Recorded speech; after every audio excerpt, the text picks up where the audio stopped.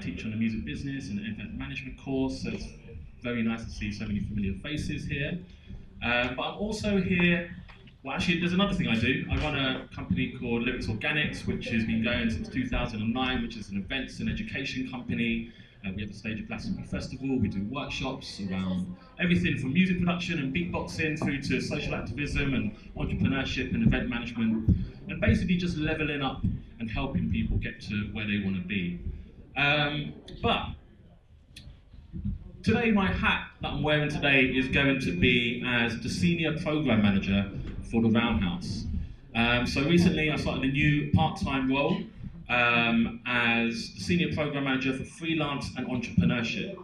Now I'm just going to do a quick little plug before I introduce the guests onto the stage. Now, I love the Roundhouse, I'm sure quite a few people here do. It's possibly the best music venue in the world, not only because of the incredible gigs and the venue and the heritage that they have there, but also because of their aspirations for people like yourselves and young people and young creatives to get a leg up in the industry. So my role is quite an interesting one. They have a brand new £7 million building that's going up as we speak, right next to the Roundhouse, and that's going to open up in about January, February 2023. It's tentatively called the Creative Centre, and within it is going to have new rehearsal studios, podcast studios, a triple height circus and theatre rehearsal studio.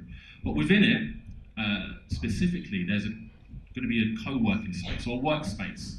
And this is an affordable workspace where people like yourselves, young entrepreneurs in the creative industries, you may find it difficult to get an office, for example. Maybe at the moment you're working in your pants, watching Netflix. Don't worry, I got you, I've done it. But it's a space where we are trying to make affordable workspace accessible to the creative industries. Now what you'll see around is a couple of these QR codes, and the thing I wanted to plug basically is, well, there's loads of stuff, but I'm running a course from the 18th to the 22nd. It's a 4-day intensive around how to start a business from scratch. How to start a business from scratch. So if you've got an amazing idea but you don't really know what to do next, or you've started your idea and don't really know what to do next, then this is a great place for you. We also have loads of free workshops, free courses, everything you could possibly need. And actually, right as we speak, we have a meeting happening between BIMM and the Roundhouse, because we're building bridges and building partnerships, and you guys are very much at the core of that. So if that's of interest to you, just click on the QR codes, you can find loads of amazing courses. And so, are we ready for today's event? I was a little tepid. Are we ready for today's event? Shouts out to all the Live Flame crew for making this happen. I was privileged to be there when this whole Live Flame business was sparked. See what I did there? And so today I'm honoured to be invited to basically chair a panel with these 4 lovely chairs, and we're going to fill those chairs with humans. And I'm going to introduce them one by one to the stage, and I want you to give them a big round of applause, please, like they're the biggest celebrities up in this, and let them know that they're loved. So, first, to one of the magic chairs, I'm going to introduce Anton Joseph.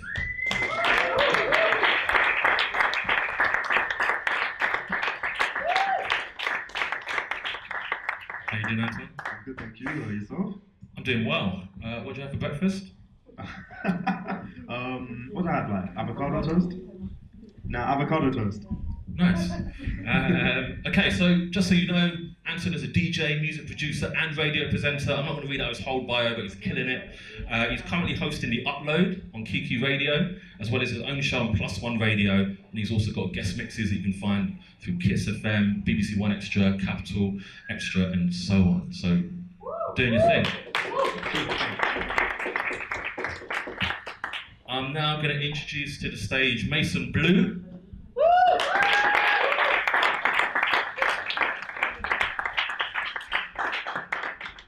Now Mason's originally from Bulgaria. This is a good fact, you know. He was the youngest finalist at 14 years old in X Factor Bulgaria in 2012. but he's currently working with independent talent as a pop producer, writer, singer. He's also part of a production duo called Sonictron. So, also killing it. Thank you for joining us. Thanks for having me, guys.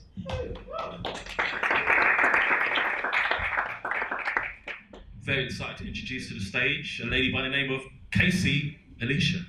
Casey, to the stage. Big round of applause for Casey, please.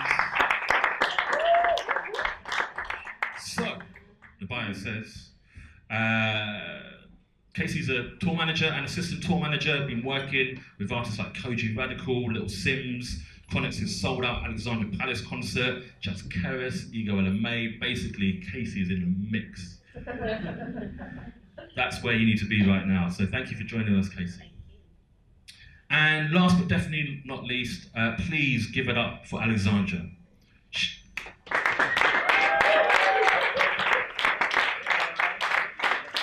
Alexandra, forgive me if I mispronounce your surname, Nanyanzi? Yeah, that's actually the perfect way to say it. Hey. So Alexandra's an artist manager, and according to the bio, a force to be reckoned with. If you know your drill, you'll know about some of the artists that Alexandra's working with, notably Mizzle Mac, who's sick, and a lot of the Harlem Spartans crew. So we're going to hear a bit more about Alexandra's work in a moment. So one more time, Alexandra.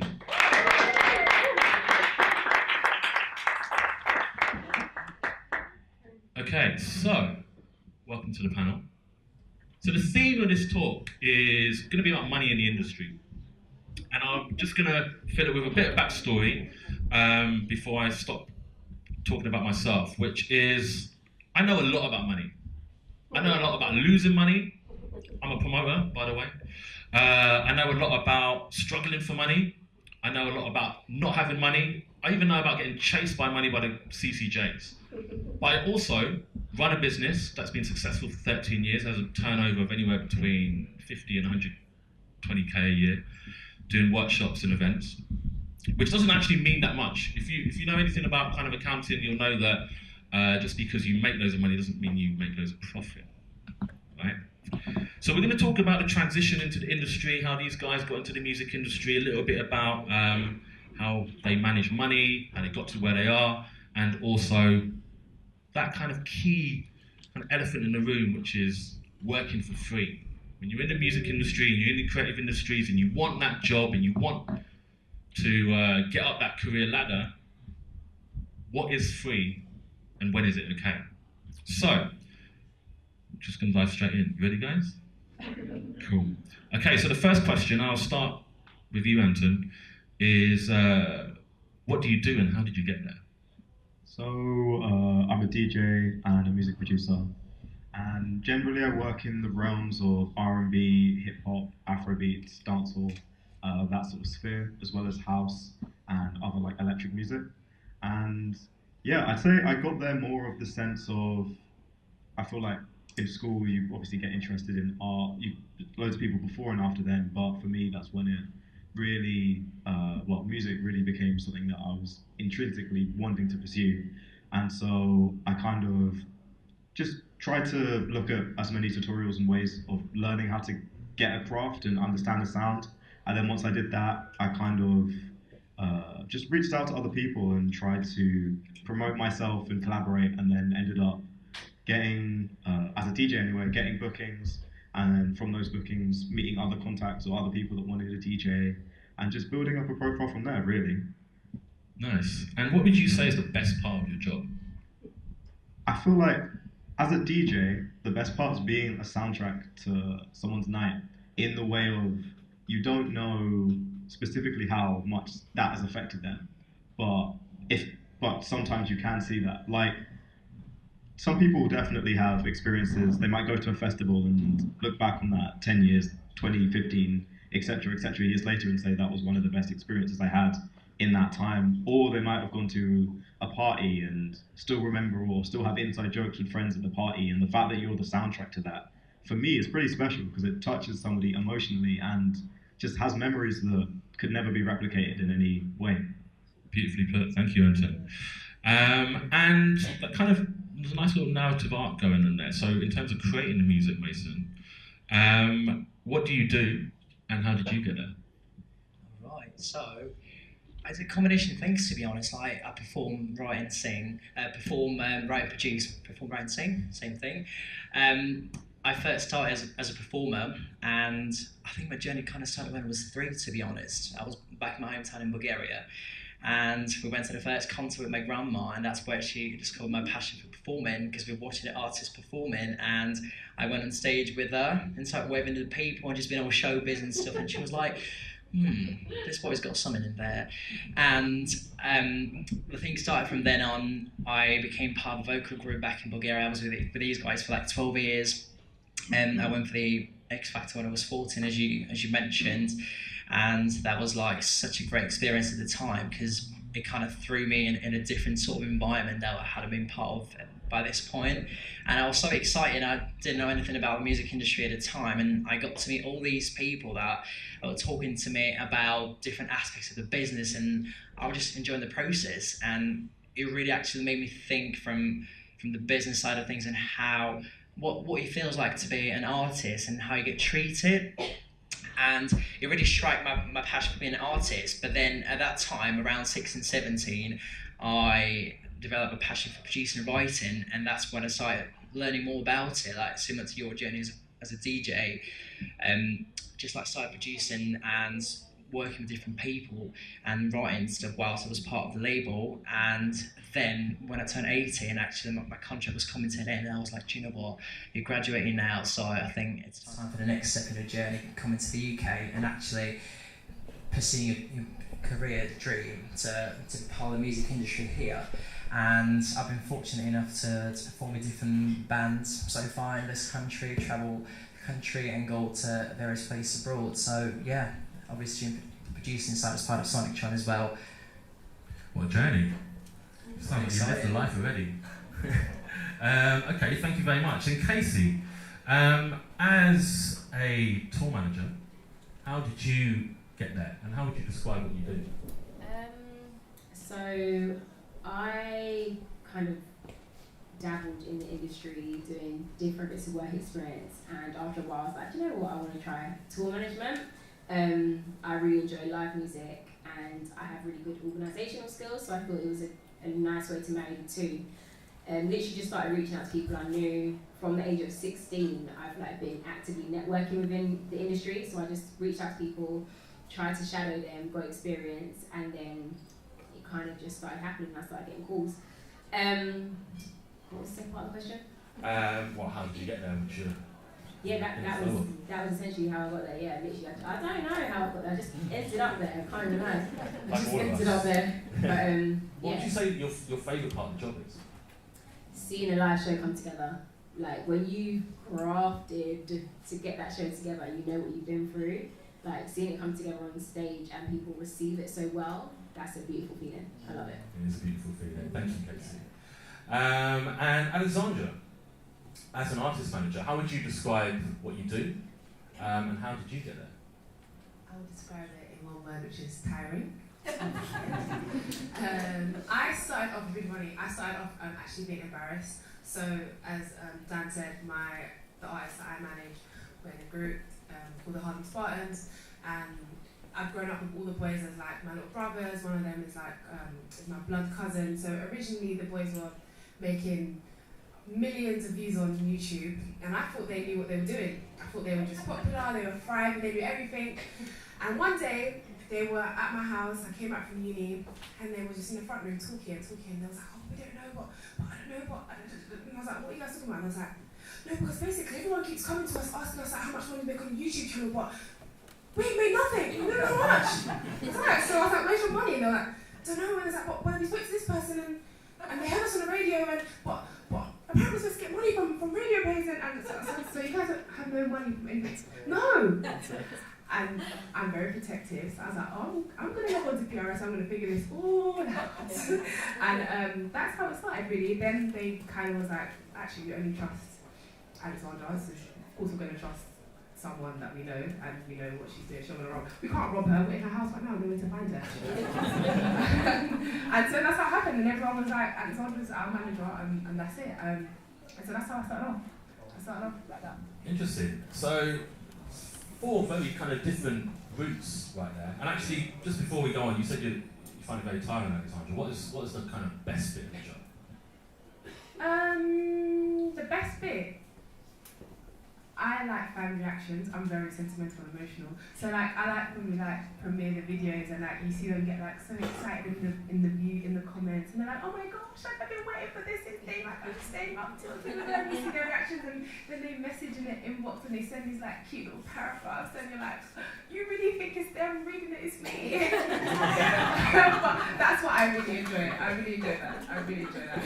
Nice. Now let's start talking about money a little bit. That's why we're here talking.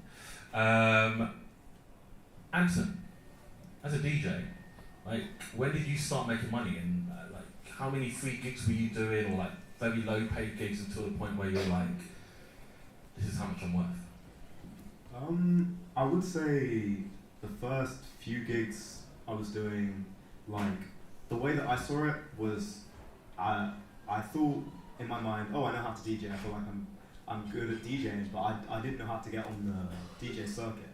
As in London, there's several events that play the same genres of music that I play, but it's normally the same DJs on the roster. So I kind of thought, I was probably about like 15, 16 at the time, I was thinking, how would I be able to do that? So I'd just do things like maybe go out on a night out and I'll be like, oh, well, do you guys need a DJ? I'll DJ. Or go to events extremely early, because obviously 16 wasn't probably allowed in clubs, but it is what it is. Yeah, just getting out early, people not having DJs that are being late, and then just trying to trying to take the opportunity of being like, well, I DJ. And so it was several gigs like that, I'd say probably at least the first year minimum of me DJing, where I was just getting those types of gigs, or people would be like, oh, I'm doing a party, would you want to DJ? But there wouldn't be any sort of payment things happening in that. And so I'd probably say until people started reaching out to me to DJ specifically, and they had budgets in mind, then I was getting paid. But I was going to say there was a whole issue in that in myself, because I didn't know how much DJs were supposed to get paid until I started talking to other DJs and then figuring that stuff out for myself. Nice. I love that hustle, by the way. I love that. Just getting to a place early and waiting for someone to drop out, and just like letting them know and be in there. That's old school. I love that. I'm also quite interested by what you said, Casey, about the work experience. You were trying loads of different jobs and roles and different types of work experience, and then you found your path. You found the thing that people were coming to you, and it was kind of ticked your boxes. At what point did you feel comfortable about setting your value, basically? It's so interesting because I think probably within the last 6 to 12 months, I've actually just been like, do you know what, this is my fee. Either pay it or find someone else, do you know what I mean? Because I think I'm the type of person, I'm always like, if you don't try something, you won't know. So whatever it is you're figuring out, just try it. So I kind of came into tour management a bit later, and then still trying to whilst I was still trying to figure things out, I was like, I want people to give me that opportunity, so I'm cool, we can make it work, because experience is everything, and there's so much to learn about tour management which people don't realise. So I was like, yeah, it's cool, I'll do it for that, I'll take the losses calm. But it's only recently I've now been like, do you know what, no, this is my rate, this is my fee. If you can't do it, I'm open to a conversation, but if it doesn't work, then I can recommend someone else, or do you know what I mean? And I remember doing a gig one time for an artist, and she was like, it was a one-off gig, last minute, hell, stress, everything. And in the cab to the airport afterwards, she was like, you have to charge based on the worst case scenario. And it's so crazy because that stuck with me, but I still haven't done it. Like, I don't know, and she actually paid me triple what? No, was it triple? It was like triple what I had quoted just because of that. Do you know what I mean? But yeah, only like the last 6 to 12 months have I really started to value myself. How would you describe that feeling? When you've kind of sat down, you figured out how much you're worth or how much you should set for your fee, and like your fingers hovering over the send button on the email, and you're like, oh, am I doing myself out of a job? I kind of need this work, but I don't want to be like, underselling myself. Like, how would you describe that kind of feeling? It's tense. There have been a lot of times I've been looking at my phone and my email, I'm like, should I send this? I don't know what they're gonna say. But then I'm like, no, because if you undersell yourself, do you know what I mean? And you'll go through the process and you're like, why? Like, well, I've been through that so many times and I'm like, why did I not charge what I should be charging? Because for what I'm dealing with, like, no, you don't pay me. And then, sorry, you'll see artists spending big money on stylists and other things, and then they want to question your fee. But I'm like, no, you have to, like, they have to understand your value and your worth. So send it, just send it. And people, if they really want you, they'll just negotiate. That's what I think. Thanks, it's good advice. It's comforting to hear as well. And for you, Mason, like as doing sessions, that's a little bit more of a different kind of pricing model, for want of a better word. I imagine it's a little bit more flexible and fluid partly because it changes with every artist and the level of work that you need to put in perhaps, but also because a lot of artists don't have money. So how do you manage that? That's a very good question, to be honest. Like you quite rightly said, it's very flexible when it comes to working with other people. For example, I've been commissioned by, let's say, an artist or an organisation, and I always try to be flexible with what they can afford paying. Obviously, I've got my set prices similar to you guys, because obviously I always say that to people, this is the fee I'm happy to do it for, which is representing my time, effort, all the revisions I need to do for you, because obviously you've got to value your time. Time is one of the things you can never take back, and you need to appreciate this. And actually, it took me a long time to start appreciating this, because I would do stuff for free for people back in the day, and I still do stuff for free. Don't get me wrong. If I see a potential, let's say, in a particular person I'm working with, organisation, or there's a future opportunity that may come from this thing, I'm more than happy to do it for free, because we all do. Oh, got a bit funny there. Because we've all done it at one point in our lives, and I think it's really important to actually have that humility of doing work for free at some point, just to develop a relationship with someone so they can see you're reliable and they can trust you. Because being part of the creative circle of that industry, and I guess you can relate to it in some sort of capacity, it's so saturated, and there's so many people that are trying to get into it, and at one point you start asking yourself the question, how do I stand out? How do I build that relationship with someone? So next time when they look for a producer or writer or performer, they can think of me. And I always come from this mindset of what value can I bring to this person? And obviously skill's the obvious thing, like producing or writing or singing for someone, but I think personality comes into it big time as well, because we live in a society where people buy personalities. Obviously your skills are important, but people look what you're like as a person. Are you easy to work with? Are you a tough person or anything? Because there is this thing I was talking with my best friend about. We live in kind of like a cancel culture society now. Like whatever you say, it could be used against you. So it's a really sensitive sort of landscape to be in, especially in the creative industries we're in, where people are talking, and as funny as that sounds, the music industry is so small. Like people talking all the time, and it's like, okay. So when it comes to pricing, it's really flexible. When it comes to my work, like when I work in the performing realm, I normally work with different bands, and each band has got a different budget for it. So I pretty much like get a different fee for what I'm doing based on the band, and I've got a band I play with regularly. So the more regularly I play with someone, they consider it a higher fee just because of the loyalty you have for them and the trust you've built throughout the years. It's quite interesting what you're saying, because it's almost like you're talking about like a personal algorithm that you have in your head, which is, the amount of time it's going to take, the value that you put on yourself and the work, the prospects, the network that they're existing in, the relationships that you're building. It's quite a complicated thing to balance up. And I imagine for you, Alexandra, it's I don't know, actually, it could go either way. On one half, as an artist manager, it could be relatively simple in terms of the fees that you charge, but on the other hand, it could be super complicated because those revenue streams may be a bit here, a bit there, not regular, but also if you're working with family, that must be an interesting kind of position to be in. How do you find it managing money as an artist manager? Okay, so can I say how I deal with money in terms of like, so me and my artists, so if we had a record out with someone that we know who signed to a major company, a major label, and their manager knew that, oh, the boys are friends, like this is going to be a swap. It wasn't going to be a swap. Because I know that you guys have the money to pay me a sleep well at night, and I'm here to make money. So if I know you got the money and you're going to sleep well at night, I'm going to tell you this is the fee, and you're going to pay it, and this is not our money here. So that's how I deal with it. Get paid for your work. I mean, for me personally, I set a dead fee when Miz was out, as this is his feature fee. Take it or leave it. You've asked for him to be on the song. If you can afford it, you can afford it. If you can't, you can't.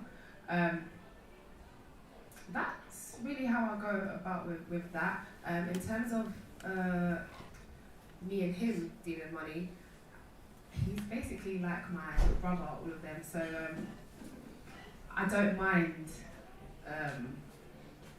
Telling them straight. Yeah, you're not getting that. That's not here, and if you are, it's not coming out of the business account. I'm going to need you to find your own way with that Moncler jacket that you want, my love. That's how I operate with that. But if you're going to say I'm going to wear this Moncler jacket and I'm going to wear it in this video and I'm going to post it on this, then I'm like, okay, then we have a deal. Send me an invoice for that jacket. And that's why you're an artist manager. So I kind of want to hear what your everyday is like what your working day is like, because this isn't a given. As in fact, actually, out of the panel, just put your hands up if you consider yourself a freelancer. Okay. Put your hand if you consider yourself a business. Put your hands up if you consider yourself a freelancer. Or a business. So the reality is, you're both, alright? Just so you know that. If there's anything that you come away from today, is that you are a business and that you are a freelancer. If you want to be working in the creative industries, you are a solo business, and that's the reality of it. Now this is where, the complications and it can feel overwhelming at times, but it also comes with a huge amount of beautiful kind of freedom in some ways. Creative freedom, physical freedom, where you work, who you work with. But for you, Anton, what does a working day look like for a DJ? I feel like it depends on the day. Mainly I'll be working Thursdays to Sundays, DJing wise. Just because at the moment now there's several companies that I'm their resident, so I'll have set days to be working. So for example, on Friday I'll be working 7 till 9 at Summer House, or on a Friday or Saturday, sorry, I'll be working 8 to 2 at Tarshish or the Bank, and so the day would just be in the morning, I guess, probably when I wake up 9 till 5, I'll be doing other production work or any other client work or anything that comes in, or just chilling, I guess, just because I've already gotten the music set up that I know works for that venue, so I won't be spending hours of time creating a DJ set. I might swap a few songs out if there's a new release, like for example, I don't know, Drake drops an album, I'll probably add some of those tracks into the list, but normally that time till about 5, I'm kind of chill. I'll take that from 5 to 6, I'll be heading to the venue and just be setting up to then DJ for the rest of the evening. Nice. So you kind of have your systems, in a sense, like your record box, as it were, all ready to go, and then you're kind of adding to that as and when. This is good. So what we're starting to tease to the surface is realising that everyone's got these multiple skill sets and applying themselves. Working at Soho House, I believe. Casey, you also work as an executive assistant. Is that right? Yeah. So what does your day-to-day look like? It varies a lot, depending on whether it's a show day or just a normal day. But if it's a show day, for example, I'll wake up, spend the first few hours just doing emails. It'll be touring emails, it'll be exec emails, just emails. Then I will go to the venue, usually about 2, maybe 3 for a load-in. And I always get there before band, artist, everyone, just to do a walkthrough of the venue, know like the layout and what's happening, speak to the promoter. Then the bands will arrive and then they start setting up and stuff, and from there it's pretty much show mode, so just making sure sound check goes to plan, sorting out any issues, sorting out catering, rider, making sure everything's as it should be. Artists will arrive, making sure they get through their sound check, making sure it'll clear to open doors, and then from there, yeah, it's just normal run of the mill up to showtime, have the show. Then after the show is trying to get the band to pack down, which is probably one of the hardest things of the night, because bands will play and then they want to just chill, go have a drink, but it's like, no guys, we need to go. And then after that, just make sure everything's cool, artist leaves. As soon as the artist leaves, then it's like, alright, cool guys, I'm out. And then it's home time, really, yeah. Nice, thank you very much. And Alexandra, how does a working day look for you? You could be anything you want in a day. I've been a hairstylist, I've been a cleaner, I've been everything. I can't tell you how days go, because some days it could just be like recording, like they're gonna go off and record, but you gotta do all these inquiries. Some days you might just have to have an emotional day where we need to take care of this person's well-being so that they can do what we need to do for the rest of the week. It's a rate. I can't tell you like Monday we do this, so Monday to Friday we do this, and Saturday we take off. I mean, I try to do 3 days of work, and then we take 2 days off to like calm down, and then 2 days to process that. We're going back into it. But I can't tell you how the days go. There's such a range in things. A lot of things that I didn't think I would think that a manager would have to do, I have done in this lifetime in arts management. But it's interesting because you talk about well-being in terms of the artists that you look after, but you know, for all of you individually and all of you collectively as well, you know, running a business, getting paid basically. We talk about running a business, that can sound overwhelming. Just getting paid to do what you love is a lot. Like how do, and this is open to any of you, how do you manage your relationship between money and your own mental well-being? Because sometimes it can be super stressful, especially if you've got bills to pay. Everyone's got bills to pay, right? So how do you manage that? How do you know when you're winning, or even how do you know when you're losing? I think for me, it's just knowing when to say no. Know when to say no. And early in your career, that can be a really difficult thing, because when you say no, sometimes that's an opportunity missed, and you never know what could have come from that, especially when you're trying to build relationships and network. But even at that stage, I think it's important that you know when to say no and where your limit is. And in terms of money, sometimes that means saying no to money. There have been opportunities and I've just been like, do you know what? This would be so great, but I need to rest. Like I did it recently actually. I had an artist and I just put someone else in the job because I was like, I really need to rest. And you have to choose your well-being first, otherwise you won't be able to operate at 100% to do anything else or all the other jobs that are going to come your way. You're just doing yourself a disservice. So yeah, I think just saying no. But when you say that you ended up putting someone else in the job, does that mean that you're starting to build a team? Slowly, yes. I'm starting to train a couple of people up so that they're in a position to go out on the road if needed, because it's a busy year ahead and you can't do everything. So yes, slowly but surely. And then, if you don't mind me asking, and feel free to refuse to answer this question, but how do you get paid from placing other people in jobs? Do you get like a commission, or how does that work?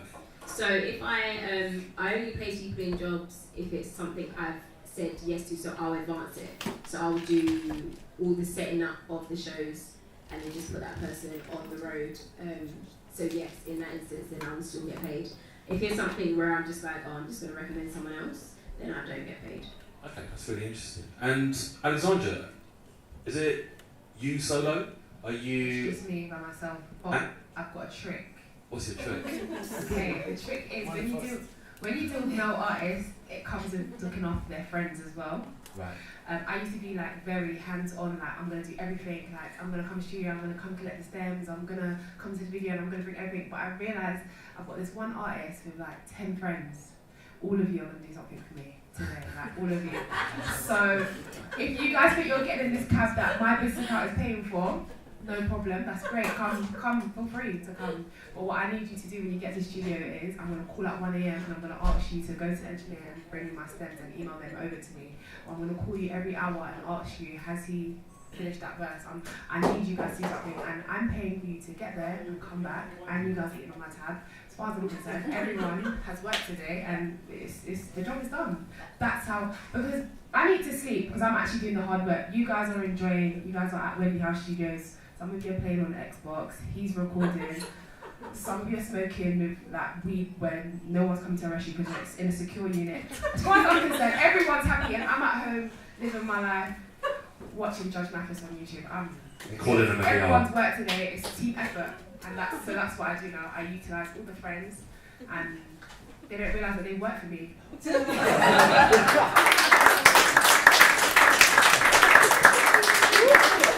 Right, when we get merch, I say, oh, do you want some? And then I give, what's your size? And I give it to them, and they feel like, oh my gosh, like, Alex likes us so much. I don't care, it's free. Small price for a £10 t-shirt. Literally. No, it's £25 on the website, I know.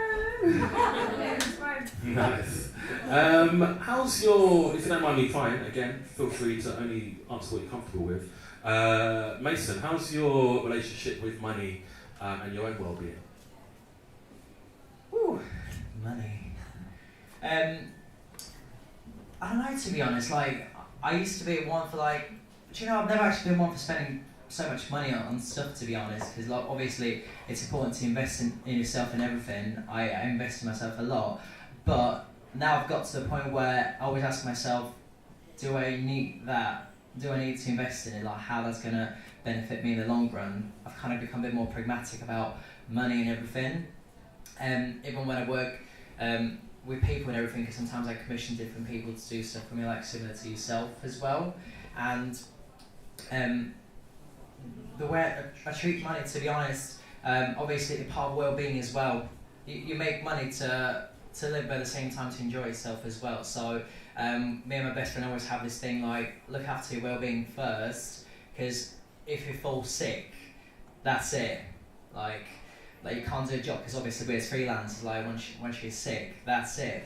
No one's going to pay you for anything, as sad as it is. So I'm just like, do you know what?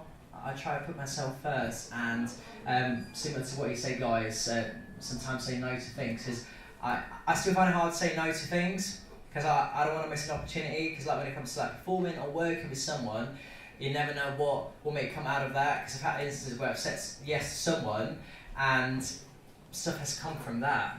And it's kind of like a network, and I'm like, don't want to miss on that. But at the same time, the more you say yes to things, kind of the more you compromise yourself in the long run. Like, you don't put yourself first. So there is a fine line, and I think I'm still learning how to get there. If that makes sense. I think that's a really good, really important point. I think you're always learning. I'm not going to tell you my age, but I'm still learning. And I think one of the biggest things I've learned, particularly in the last year actually, is how valuable your health is. Because if you are a freelancer, you're absolutely right. You don't get sick pay, you don't get all the benefits that people on a kind of a secure kind of office-based job or a more permanent role get. And one thing that I'm remembering actually, working with BIMM and working with Roundhouse, is that there are structures in place within the organisation to make sure that everyone's healthy. That's like a base level important thing that any employer should be doing. Now, one thing that we all inevitably forget when you are your own employer, the first or the last person to tell you to chill will be yourself, because this is where it's difficult, because here we are talking about money and how you make that money, but also I think often what's excluded out of that conversation is how you keep yourself well enough to. I mean, COVID is clearly a very pertinent example of the fact that we all get ill. There's no way around it. We're all getting ill at some point. I'm sorry to break it to you guys. But therefore, if your life is about music or management or whatever it might be, then we need you, right? We need to kind of keep you healthy. So apart from well-being, does anyone have any kind of tips or tools or hacks on how you go about managing your money?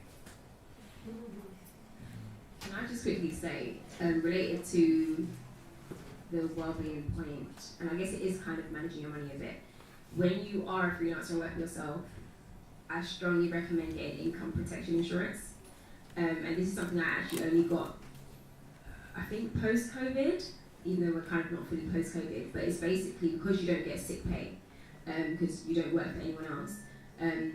If you fall sick, there's like different thresholds and stuff that you essentially get paid out from your insurance company for, and that's your sick pay, do you know what I mean? So I think it's, a lot of people don't think about insurance, but as a freelancer, it's really important that you do have insurance to protect yourself in those instances, especially if, like, God forbid, you got really like sick, really, really ill, and you were off for like months. That would help keep you afloat. That's a great tool, actually. How much does that cost you a month? Combined with my life insurance, like 20, 30, 40 pounds. Not a lot. Not a lot. Any other tools or tips or hacks? Wait, so in the way of like, can I get the full question again? Sorry. Yeah, just have you got any tools or kind of advice for anyone about how they go about managing their money? I would say, not in terms of the managing sense, as in terms of budgets, but I would say when I first started in the production realm, and I was working with artists that didn't have budgets, it was useful getting actual just outside funding and using that in a way to sort of have a budget there to help continue pushing and have something to manage, because I feel like if you don't have the money to begin with, then how are you going to be able to manage it successfully? So the main goal should be for anybody that's just starting from nothing is to find ways to get access of money that they can then push, because like investment is key, right? Like I guess the way that we were talking about it with things like if you're a freelancer and making sure you can say no to gigs if it compromises your integrity or your health, but if you're at a beginning stage, like a really early on stage where you're not getting any of those opportunities, you're not even getting an opportunity to say no to, you will still have to figure out a way to have at least one income stream from music. Otherwise, you're not going to spend the time doing it, and you'll get frustrated because you're not getting to a place where you need, or you won't be able to invest in yourself the same way. Excellent point, Anton, thank you. And so what are you talking about? Are you talking about savings, grant money, like another job? I'd say there's like, I think Arts Council has something like, I don't know, 36 million or something like that out there. So like you can go, Funding Wizard is a really cool tip for like musicians in like any stages of their career to get actual funding and stuff like that. And then there's obviously, you'll see pages around where, like for example, there's a page on Instagram called Funding with Mina, who's an artist, and she just posts opportunities that she's found for grants and other outside sources. And it's just getting creative with grants and finding people that would invest in art, and then having that budget to be able to manage and use. Because I feel like that's really key, because a lot of those budgets would actually pay more than certain gigs if you're grassroots level anyway, they would tide you over. And like a lot of the places where you can get that as well aren't going to be the big competitions. Like if you're an artist and you see Adidas needs a singer or needs an artist for their walls or something like that, and their payout is 5k, and then you look at a grant and it's just we're going to give artists 6k to record and release, and it's just for that, and you don't have to apply like it's competition, you just need to be able to write. It's so much more rewarding and so much less stressful. Nice, good tip, thank you. We've only got a couple more minutes of this section, and we're going to then take one or two questions from the audience. Any other tips? Probably add something to it. When it comes to me, I love having visibility when it comes to money, because living in London, you can actually spend quite a lot of money very easily, especially when you pay like Apple Pay.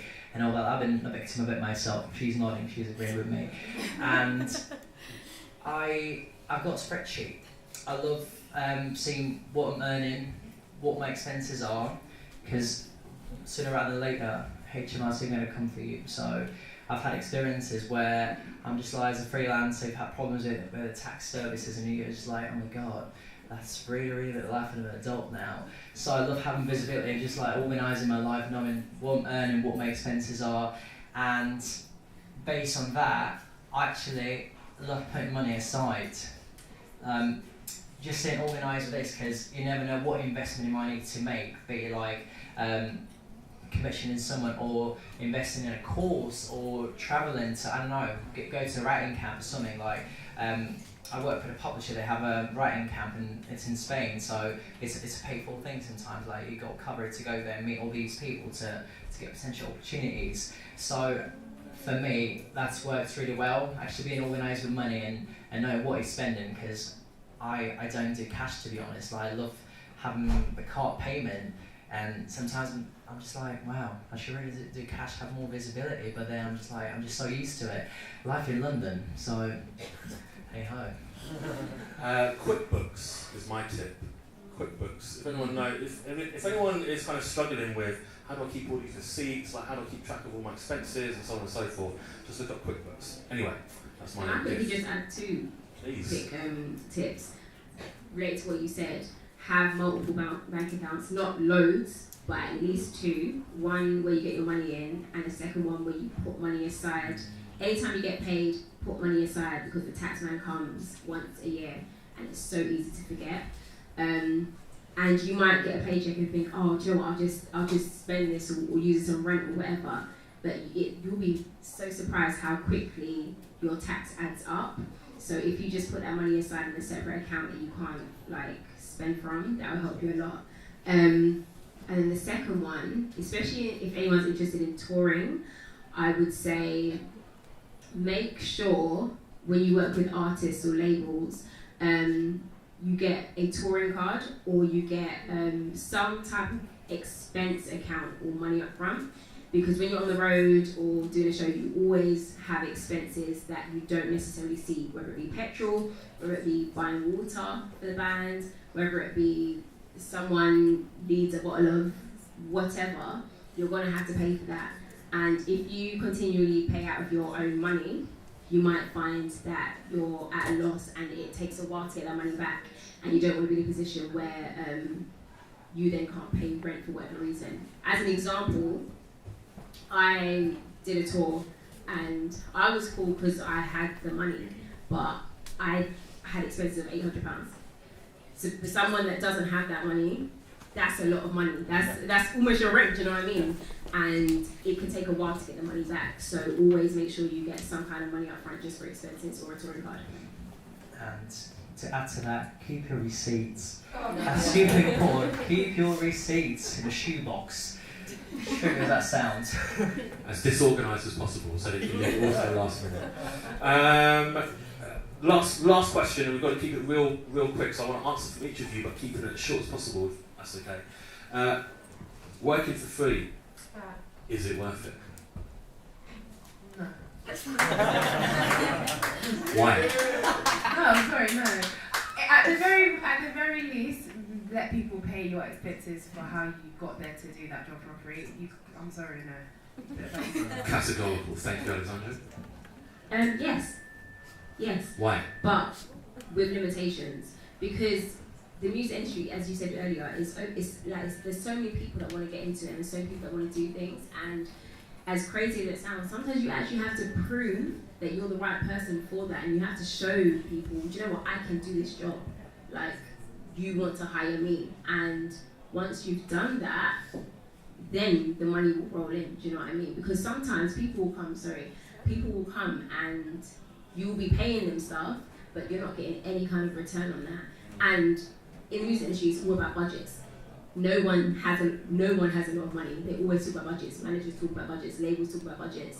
So for you to be able to justify paying someone, there has to be some kind of return.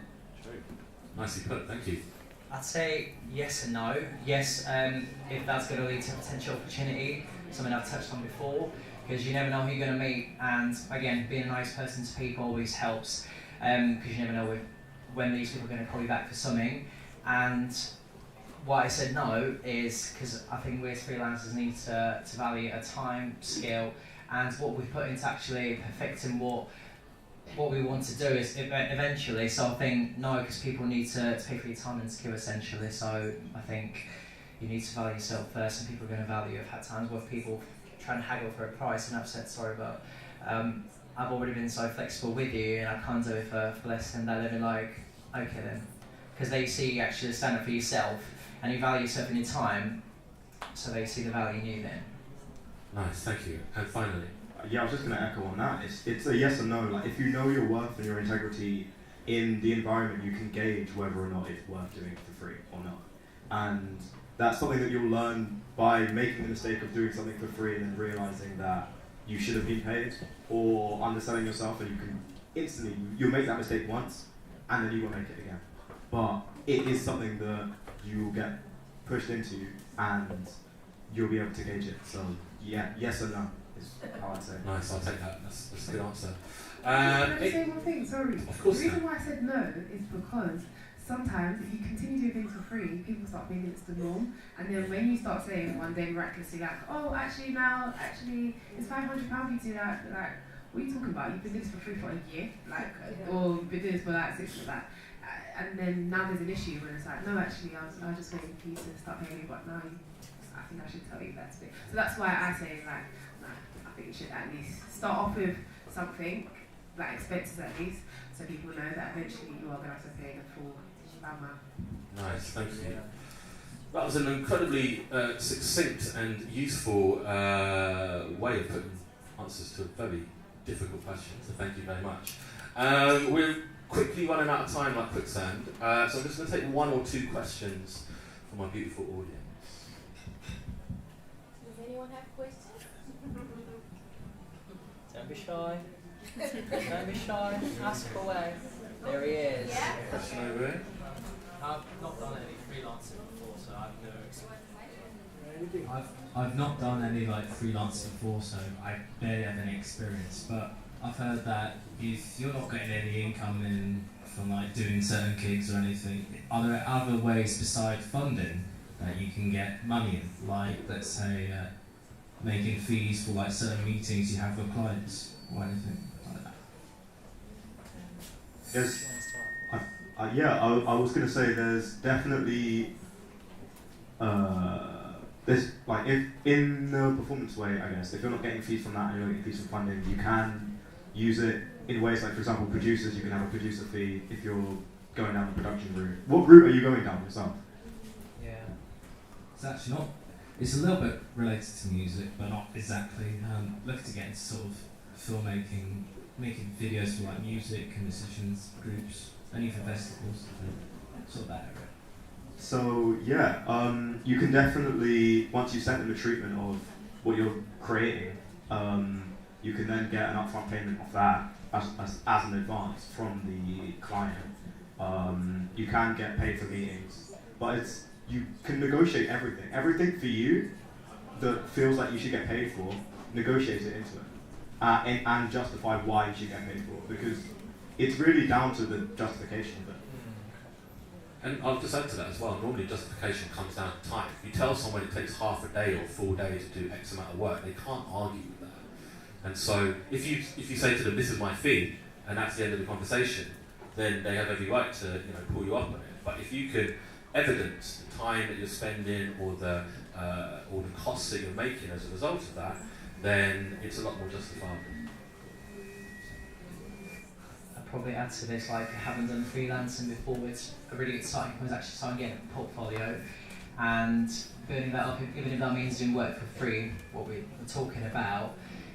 Have a good year. Even if that means doing stuff for free, but basing a portfolio, people are going to hire you for different things, and I think it's really important to actually start thinking what message you want to portray through your work, what your branding's going to be, what people are going to recognise you for, because think about they're going to come to you because they like what you do best. So you need to think about this sort of thing and just start getting in touch with people. If you want to do filming, contact people via Instagram. Honestly, that's such an important tool. I know people like talking about social media and how bad it could be, but it's actually really, really useful to promote yourself. But as a freelance, I actually had this thought about this today. I was like, oh my god, like we're missing out on opportunities on Instagram and other social media channels. So honestly, there's so much potential, but I'd say start by getting a portfolio done and start promoting that on social media, and people are going to come sooner rather than later. Do you know what I'd also say? Network sideways, because there's so many people in your world at your level that need things as well. So you guys can trade off, and then everyone gains. Do you know what I mean? Because everyone gets stuff to add to your portfolio that you can then push forward to get money and get paid for. Okay, so I hate to cut the conversation short, but we do have to call it to an end there. Thank you so much, Alexandra.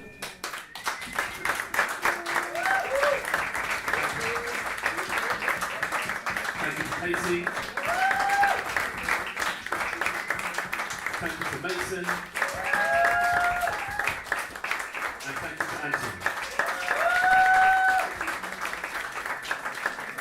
My name's been Dan Sue from the Roundhouse. If you missed what I was talking about before, click those QR codes and there's loads of lovely free stuff to join, to attend, to be a part of community, which is all on the back of what we've been talking about. Thank you very much for coming. Thank you to Live Flame for having us. Have a lovely evening.